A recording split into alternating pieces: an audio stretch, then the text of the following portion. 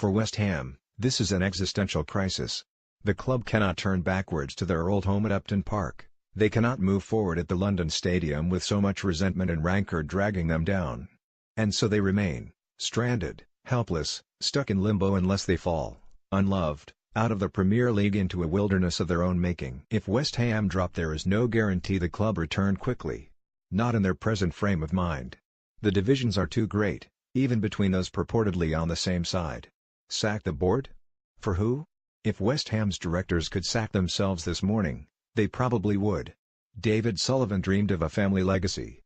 On Saturday, his family were hurried away for their own safety. Those at the top of the club were paralyzed. Not by fear, as unpleasant as the previous day's scenes were, but by powerlessness. There is no easy solution to this crisis, no fix that is not long-term.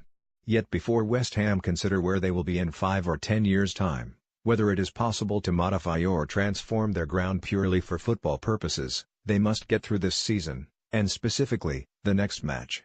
Right now, they do not even know if their stadium will be open to the public for the game with Southampton on March 31st. The Premier League want guarantees that the game will start and finish, and while not in control of their own stadium security, these are not assurances the club feel able to give. Scenes in the West Ham boardroom at the weekend revealed the extent of the anguish felt, with joint owner David Gold visibly upset at what he had seen, particularly as the game had been attended by his granddaughter, who was also in tears. A senior policeman will be appointed to head the investigation into the disturbances, and particularly the inadequate response of the security forces. On Sunday, co-owner Sullivan continued to engage with fans over email, but the club are increasingly at a loss to know how to appease supporters beyond these rudimentary tactics. Long-term, the Commonwealth Games in Birmingham may hold the key to West Ham's future at the London Stadium, if Athletics can be persuaded to make the 50,000-seat revamped Alexander Stadium its home, freeing West Ham from the straitjacket of an athletics track and a stadium that is an awkward fit for football.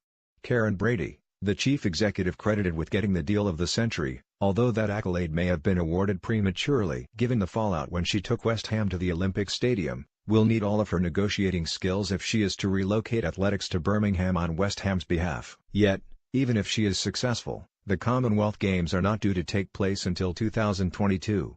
Meaning it could be 5 years or more before West Ham can remodel their home in a way that will leave their ground fit solely for football and summer pop concerts. There are other, smaller, adjustments available. Seats could be moved slightly nearer the pitch, but would then not be covered by the roof. Equally, to adjust the lower tier would give the impression of further distance for those in the upper tier, leading to more complaints about sight lines. A recent meeting with supporters groups demonstrated only how divided the various factions can be on even a simple redesign of the badge. The worry is that the stadium migration has become a lightning rod for every complaint, from team performance to transfers, to the appointment of David Moyes, to the sale of Upton Park, to having the name London on the club crest, and that there are too many fires to put out at once. The most far-fetched idea is that the board should sell up. To who, exactly? Anyone in the market for an angry hornet's nest?